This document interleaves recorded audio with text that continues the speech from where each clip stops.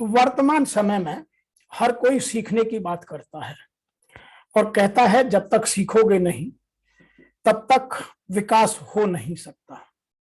सीखने के बहुत सारे साधन हैं। सीखने के 4 तरीके विशेष रूप से अभी तक विश्वव्यापी उजागर हैं। सबसे पहला है देखकर। हम बहुत सारी चीजें देखकर सीखते हैं, बहुत सारी चीजें सुनकर, बहुत सारी चीजें पढ़कर और बहुत सारी चीजें स्वयं करके या दूसरों को करता हुआ देखकर हम सीखते हैं। तो सीखने के बहुत सारे माध्यम हैं। इन चारों को यूज करने के लिए कुछ लोग अच्छा साहित्य, अच्छी किताबें, अच्छी मैगजीन, अच्छे पीरियोडिकल्स पढ़ते हैं। कुछ लोग इंटरनेट पर बहुत सारी चीजें सर्फ करते हैं और इंटरनेटिंग के द्वारा गूगल पर, विकिपीडिया पर और बहुत सारे माध्यम हैं, उन पर सीखते हैं। कुछ लोग अपने मित्रों से बहुत सारी चीजें सीखते हैं, कुछ लोग नेचर से सीखते हैं और हमारी शिक्षा प्रणाली में इन सब चीजों का मिक्स है। तो आज हम जो बात कर रहे हैं, सीखने की क्षमता का निर्माण कैसे किया जाए, कि कैसे हम how we can improve our learning agility. क्योंकि जब तक नया सीखेंगे नहीं तब तक आगे बढ़ेंगे नहीं। और सीखना रोजाना इसलिए आवश्यक है कि दुनिया बहुत तेजी से बदलती है और बदलती हुई दुनिया के लिए नई चीजें सीखना, नई कॉम्पिटेंस डेवलप करना, नई स्किल सेट पैदा करना किसी भी व्यक्ति के लिए, वह समाज के चाहे किसी भी स्तर पर हो, गांव के ग्रामीण युवक से लेकर के और जो ऊपर सबसे बैठा साइंटिस्ट है वहां तक, डॉक्टर हो, एडवोकेट हो, मैनेजर हो या किसी भी प्रोफेशन में किसी भी स्तर पर हो, सबको रोज सीखना आवश्यक है। बच्चा जब माँ के पेट से जन्म लेता है उस दिन से सीखना शुरू करता है और जिस दिन अंतिम सांस लेता है उस दिन तक कोई भी जीव सीखता ही रहता है। तो आज जो हम बात कर रहे हैं कि इस क्षमता का निर्माण कैसे किया जाए ताकि हम इस बदलते परिवेश में तेजी से सीख सकें। उसके लिए हमें आवश्यक है कि सबसे पहले हम परिभाषित करें कि मैं सीखना क्या चाहता हूं, व्हाट इज माय नीड और what is my learning need. मैं क्यों सीख रहा हूं, मुझे इस सीखने के बाद में क्या आवश्यकता मेरी पूर्ति होगी। उसके लिए कुछ लोग कहते हैं कि सदैव योग्य बने रहने के लिए, समाज में एक रेस्पेक्टेबल पोजीशन पर बने रहने के लिए सीखना आवश्यक है। कुछ लोग कहते हैं कि ये इस भूखा वर्ड है, वोलेटाइल है, अनसर्टेन है, कॉम्प्लेक्स है, एम्बिग्यूटी है। इस भूखा वर्ड में अचानक बहुत सारे बदलाव आते हैं, उनको सीखने के लिए बहुत जरूरी है। कुछ लोग कहते हैं कि निरंतर ज्ञान में वृद्धि आनंद का एक स्रोत है, जितना हम सीखते जाएंगे उतनी हमारी संतोष और आनंद, उत्साह, उमंग, जोश जीवन में बना रहेगा। कुछ लोग कहते हैं कि निरंतर दक्षताओं का विकास या क्षमताओं के विकास से आत्मविश्वास, कॉन्फिडेंस बहुत बढ़ जाता है। कुछ लोग इसलिए सीखते हैं कि कुछ नए आइडियाज आए, नूतन चिंतन हो, नव निर्माण की कोई बात हो, मैं नया कोई प्रोडक्ट बनाऊं, मैं कोई नर्व सर्विस बनाऊं, मैं कोई अपने नए आयाम सीखूं। जो लोग आर्ट में हैं, जो कला में हैं, जो डांसिंग में हैं, जो म्यूजिक में हैं या जो मेडिकल साइंस में हैं, कहीं भी हैं, उन सबको रोज सीखना आवश्यक है। कुछ लोग इसलिए भी कहते हैं कि दुनिया के बारे में आपका दृष्टिकोण, जितना आपका एजुकेशन या लर्निंग ज्यादा होगी उतना विस्तृत होगा, बड़ा होगा, उतना आप दुनिया को और बेहतर समझने में सक्षमता बढ़ाएंगे, अपनी दक्षता बढ़ाएंगे, अपनी कुशलता बढ़ाएंगे। और कुछ लोग कहते हैं कि सीखना आपकी सक्सेस का सबसे पहला मंत्र है। तो आपको यह परिभाषित करना है कि मैं कुछ भी नया क्यों सीख रहा हूं। तो आप अपने वाई को परिभाषित जब तक नहीं करेंगे, जब तक लर्निंग एजिलिटी आपकी बढ़ नहीं सकती। तो सबसे पहले आप अपने वाई को परिभाषित करें कि मैं क्यों सीख रहा हूं। और परिभाषित करने के बारे में आपको 2 चीजें जरूरी हैं कि मेरा वर्तमान स्तर क्या है, वह आप ईमानदारी से परिभाषित करें। और दूसरा मुझे कहां और कितने समय में वहां तक पहुंचना है। तो ये दो चीजें यदि परिभाषित करेंगे तो आपकी लर्निंग एजिलिटी बहुत अच्छी तरीके से आगे बढ़ सकती है। दूसरी बात करते हैं कि हम जब भी सीखने की बात करें तो बुनियादी शोध अवश्य करें कि मेरी बेसिक रिक्वायरमेंट मेरी क्या है, मैं किसके लिए कर रहा हूं।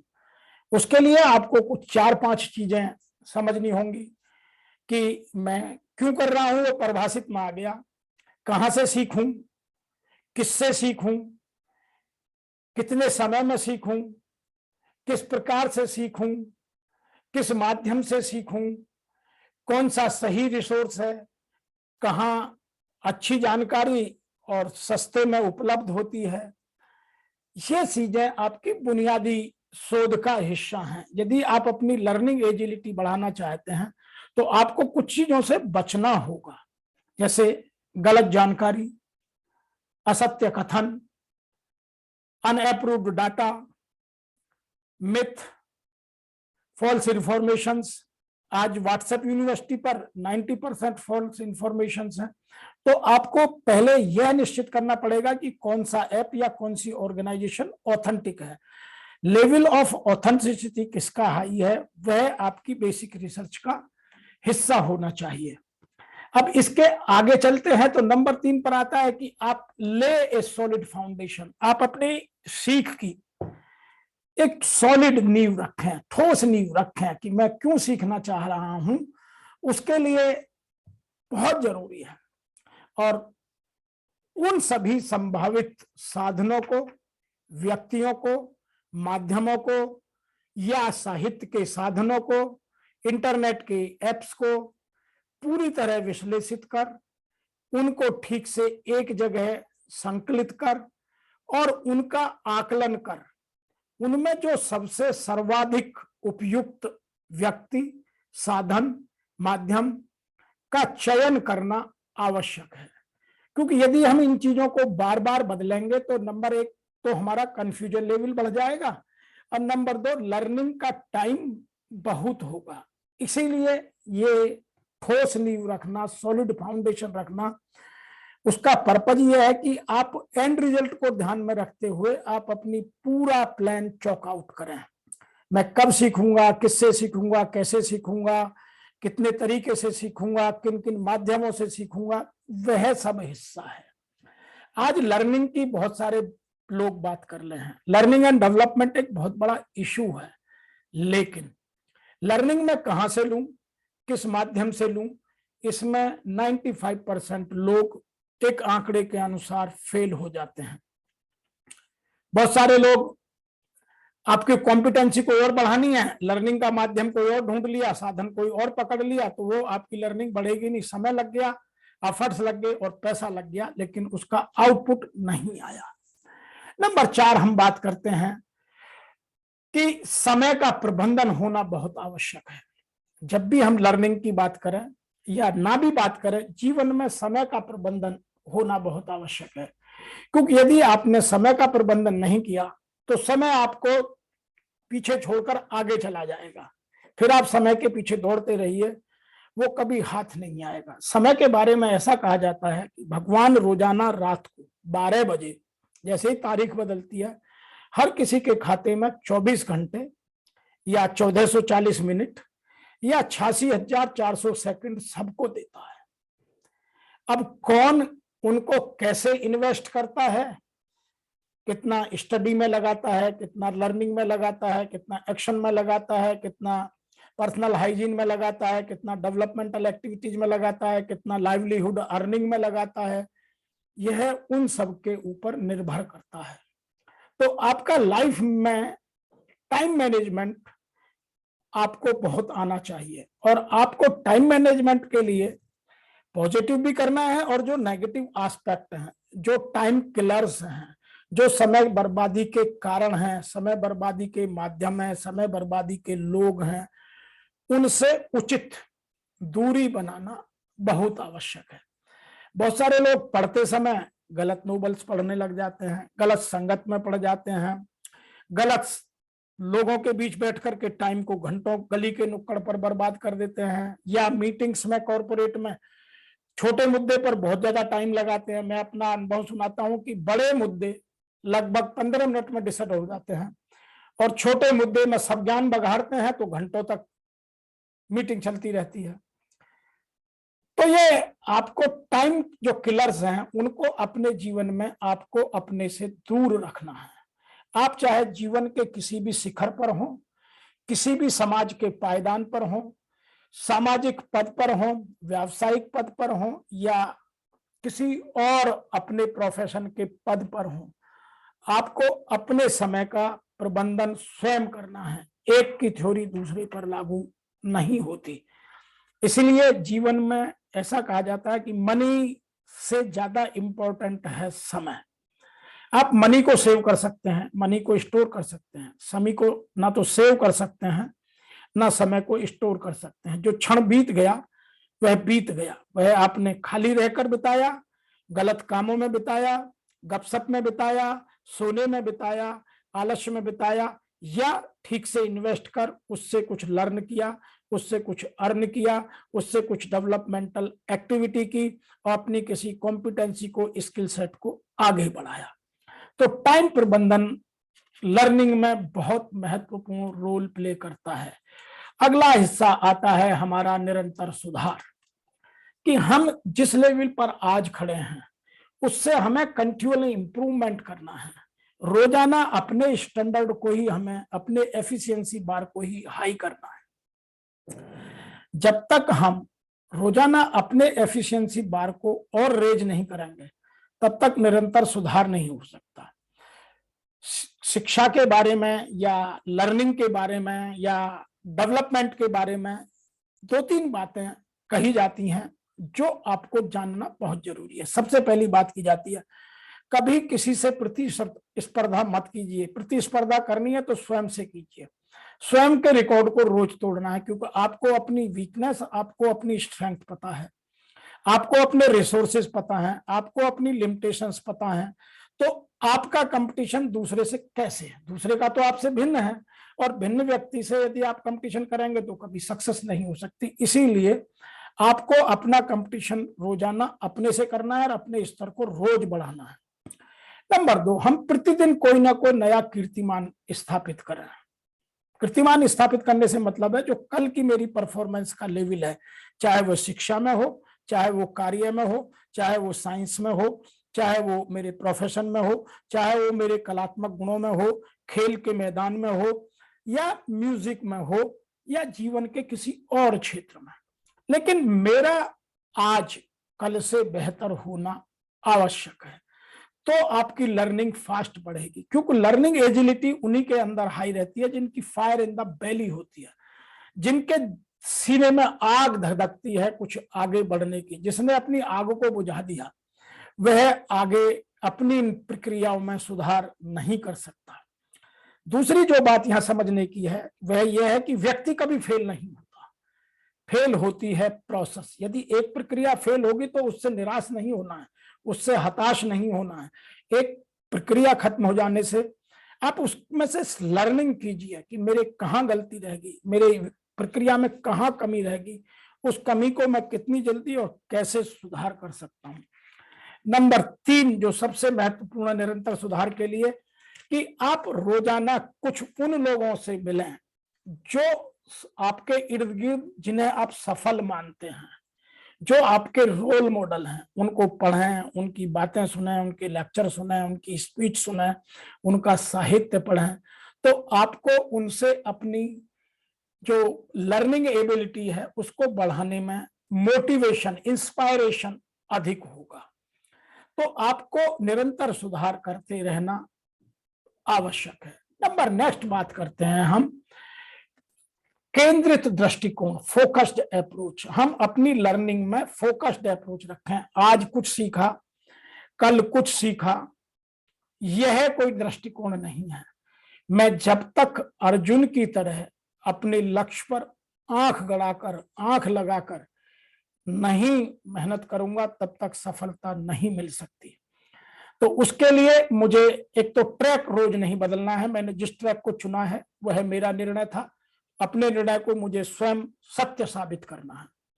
नंबर 2, सदैव लक्ष्य पर केंद्रित रहना है, लक्ष्य से रोज भटकना नहीं है। हाँ, प्लान डू चेक एक्ट की प्रोसेस से अपने लक्ष्य में जो कमियां आती जाती हैं उनको सुधार करना है और लक्ष्य का पुनः निर्धारण करना है।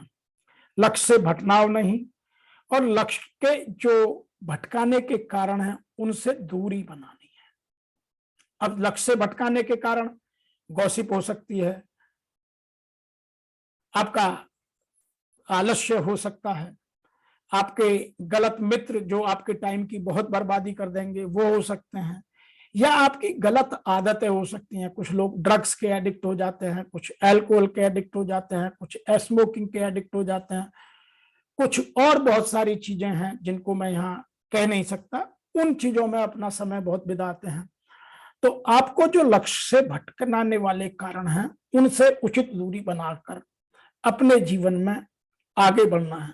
यहाँ मैं विद्यार्थियों से विशेष रूप से निवेदन करना चाहता हूं कि यदि वो अच्छी लर्निंग एबिलिटी इंप्रूव करना चाहते हैं तो उनको अपने जीवन में स्वधर्म का पालन करते हुए, अपने लक्ष्य पर निर्धारित रहते हुए, ब्रह्मचर्य का पालन करते हुए, समय का सदुपयोग करते हुए, अपने सकारात्मक विचारों से आगे बढ़कर अपने शिक्षा के, अपने नए सीखने के स्तर को और बढ़ाया जा सकता है, क्योंकि उस उम्र में भटकाव बहुत आते हैं।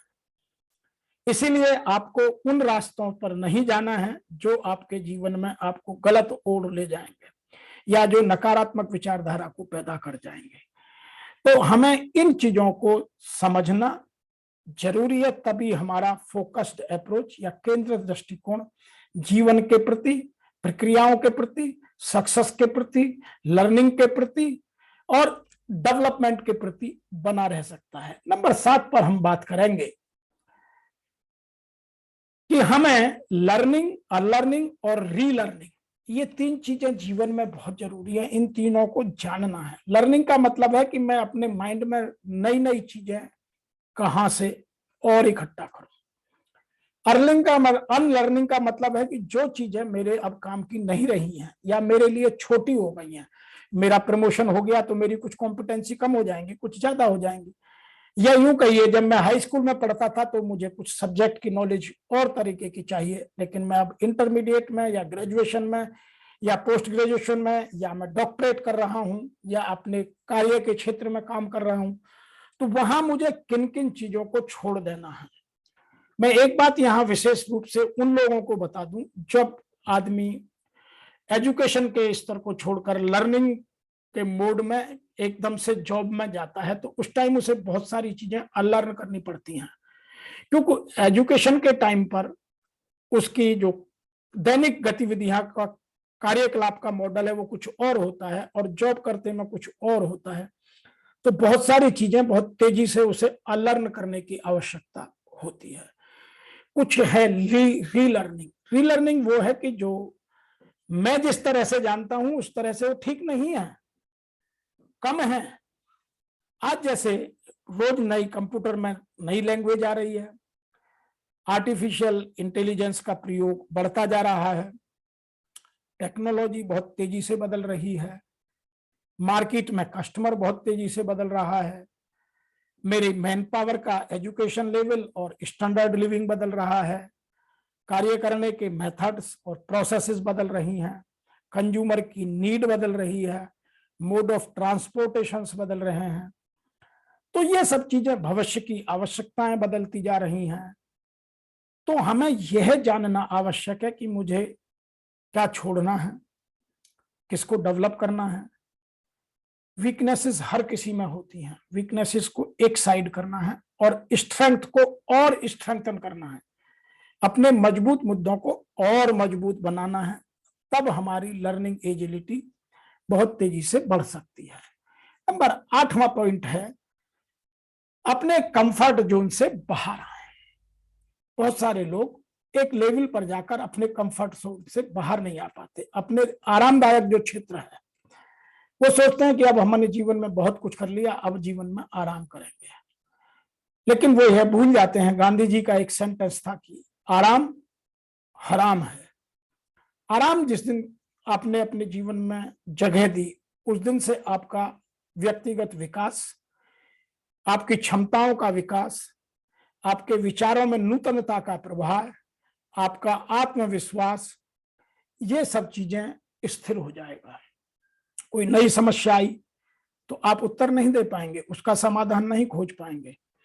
इसलिए हमेशा आप अपने कंफर्ट जोन से बाहर आइए और कंफर्ट जोन को छोड़कर सक्सेस जोन में रहिए। और सक्सेस जोन में जाने के लिए आपको नए विचारों का प्रभाव आवश्यक है, नई कॉम्पिटेंसीज डेवलप करने की आवश्यकता है। यही पोटेंशियल है। जो लोग आराम क्षेत्र को छोड़कर, अपने कंफर्ट जोन को छोड़ करके सक्सेस जोन में जाना चाहते हैं, उनकी पोटेंशियल हाई होता है। तो आपको समय से आगे चलना है, आराम तलबी लोगों को पीछे छोड़कर, साइड करके उनसे आगे निकलना है, मेहनत को स्मार्ट मेहनत में बदलना है। आपको व्यक्तिगत विकास के साधनों को ढूंढकर उन पर तेजी से, मजबूती से विकास का चिंतन कर उन पर क्रियान्वयन करना है। ये सब चीजें आपको कंफर्ट जोन से बाहर छोड़ने में मदद कर सक्सेस जोन में जाकर सक्सेस दिलाने में मदद करेंगी। नंबर 9वां जो पॉइंट है वो बहुत आवश्यक है। वह है कि आप बार बार अपने आप को याद दिलाते रहो। कभी भी अपने माइंड को यह मत भूलने दीजिए कि मुझे कुछ नया सीखना है, मुझे कुछ रोज नया सीखना है। यदि आपका माइंड, मैं तो ये कहता हूं कि आप कॉन्शियस माइंड से सबकॉन्शियस माइंड को यह सब्जेक्ट दे दीजिए कि आपको रोज कुछ नया सीखना है, तो आप अपने माइंड को रोजाना आप अपने घर में लिख कर लगा सकते हैं, आप अपने ऑफिस में लगा सकते हैं, आप अपनी गाड़ी में लगा सकते हैं, आप अपने मोबाइल पर लगा सकते हैं। बहुत जगह है जहां आप बार बार यह लगा सकते हैं कि मुझे कुछ नया सीखना है। तो जितनी बार आप अपने आप को रिमाइंड कराएंगे, उतनी बार आप में स्फूर्ति, जोश, उमंग, उत्साह, उल्लास, आनंद और क्रियाशीलता की गतिशीलता बढ़ जाएगी और आप अपने लक्ष्य की ओर अग्रसर निरंतर उचित कदम उठाते रहेंगे। आप लक्ष्य से भटकेंगे नहीं। और यदि आप हमेशा अपने आप को याद दिलाते रहेंगे तो जो टाइम किलर्स हैं उनमें भी टाइम बर्बाद नहीं करेंगे। आप एक एक मिनट का, एक एक सेकंड का इन्वेस्ट करना सीख जाएंगे। तो अपने आप को बार बार याद दिलाना बहुत आवश्यक है। उसके बहुत सारे तरीके हो सकते हैं। कहीं लिखकर लगा दें, या सुबह अपनी प्रेयर का उसको हिस्सा बना लें, या आते जाते जेब में कागज रखे उसे निकाल निकाल के बार बार पढ़ लें, अपनी मोबाइल की स्क्रीन पर डाल लें। जहां भी जो साधन आपको सूट करता हो, आप जीवन के किसी भी पड़ाव में, किसी भी स्तर पर, किसी भी पद पर हो, लेकिन आपको हमेशा ये याद दिलाते रहना है कि कुछ नया सीखना है। नंबर 10 पर है, जीवन में जुनून होना बहुत जरूरी है। आप अपने जीवन में पैशन बनाइए। Learning must be, development must be और पैशन, कि मुझे कुछ नया करना है, तब आप कहीं भी सीख सकते हैं। न्यूटन का उदाहरण ले सकते हैं। उनको सीखने की जिद थी तो पेड़ के नीचे बैठते भी उन्होंने सेब को गिरते हुए देखा और इस बात का चिंतन किया कि पेड़ से सेब नीचे जमीन की ओर क्यों गिरा, ऊपर क्यों नहीं गया। और वहां से उन्होंने गति के नियम बना डाले। तो हम अपने जीवन में हर क्षण प्रकृति के हर किसी जीव से, हर किसी माध्यम से, हर किसी अपॉर्चुनिटी से, हर किसी इवेंट से बहुत कुछ सीख सकते हैं। आपकी फायर एनर्जी है, विंड एनर्जी है, एयर एनर्जी है, अर्थ एनर्जी है, ये सब किसने पैदा किए हैं? ये सब एनर्जी का डेवलपमेंट पैशन से हुआ है। लोगों ने प्रकृति को ठीक से ऑब्जर्व किया है और फिर उनको लिख करके जानने की, समझने की कोशिश की है। तो हमें जुनून बनाने के लिए अपने आप में 4 चीजें पैदा करना बहुत जरूरी है। नंबर 1, अपना वाई बड़ा करना है कि ऐसा क्यों। बहुत सारे लोग यही सोचते हैं कि ये मेरे साथ ही क्यों होता है, लेकिन उसका उत्तर नहीं पूछते, फिर वो गलत रास्ते चले जाते हैं और टाइम किलर्स में फंस जाते हैं, जुनून नहीं बना पाते। और जो लोग अपने में जुनून पैदा कर लेते हैं, वो अपने जीवन में उत्साह, उमंग, जोश, आनंद, संतोष, कोई ही जीवन की पूंजी बना लेते हैं। वो सभी आने वाली जीवन की बाधाओं का हल आराम से खोज लेते हैं, भविष्य में आने वाली समस्याओं का समाधान पूर्व से निर्धारित कर लेते हैं, वो अपने जीवन के सारे चैलेंजेस को स्वीकार करते हैं, वो कभी चैलेंजों से दूर नहीं भागते। जो लोग पैसिनेट होते हैं वो जीवन के हर चैलेंज को एक्सेप्ट करते हैं, और जब तक किसी कार्य में वो महारत हासिल ना कर लें तब तक वो आराम से नहीं बैठते। इसीलिए लर्निंग एबिलिटी के लिए पैशन का जन्म होना, सेल्फ कमिटमेंट होना बहुत आवश्यक है। पैशन का नंबर 3 पॉइंट है, जब कार्य करने से आपकी केवल इच्छा की पूर्ति होती हो तो पैशन नहीं है। पैशन यह है कि इच्छा की पूर्ति के साथ साथ आपको खुशी और आनंद भी मिले, तब आप जीवन में पैशन पैदा करते हैं। मैं इस बात को आपको दोबारा समझाता हूं, पैशन किसको कहते हैं और पैशन कैसे पहचाना जाता है। नंबर 1 पहली पहचान है कि आप जिस कार्य को कर रहे हैं उसमें आनंद लेते हैं, उस कार्य को कभी अपने ऊपर बोझा नहीं मानते, उसकी ऊंचाइयों को छूने के लिए अपने आप को डेवलप करते हैं। नंबर 2, जब तक आप उस कार्य में महारत हासिल नहीं कर लेते तब तक आप शांत नहीं बैठते, लगातार निरंतर प्रयासरत रहते हैं। नंबर 3, जब वह कार्य आप पूरा करते हैं तो केवल आपकी इच्छा की पूर्ति नहीं होती, आपको उत्साह, उमंग, संतोष भी मिलता है। तो यदि आप अपने जीवन को और आगे बढ़ाना चाहते हैं तो आपको अपनी सीखने की क्षमताओं को इन 10 मेन मुद्दों के साथ जोड़कर आगे बढ़ाना है। मैं आशा करता हूं कि आपको अपनी जो सीखने की क्षमता है, जो लर्निंग एबिलिटी है, उसको बढ़ाने के लिए हमें अपने जीवन में क्या करना है यह स्पष्ट समझ में आ गया होगा। आपसे मैं यह भी उम्मीद करता हूं कि आपको यदि मेरे वीडियो अच्छे लगते हैं तो आप मेरे चैनल को सब्सक्राइब करें, मेरे वीडियोस को लाइक करें, अपने दोस्तों को भेजें, अपना जीवन सफल बनाएं और अपने दोस्तों का, अपने परिवारजनों का, अपने रिश्तेदारों का, अपने मित्रों का विकास करें और मुझे लिखें कि हम आपको और किन ऐसे ही मुद्दों पर किस तरह से मदद कर सकते हैं। और बेल आइकॉन दबाकर यह भी सुनिश्चित करें कि इस तरह के वीडियो जो हम लगातार बना रहे हैं सबसे पहले आपको मिले। आपका मेरा इस वीडियो को देखने का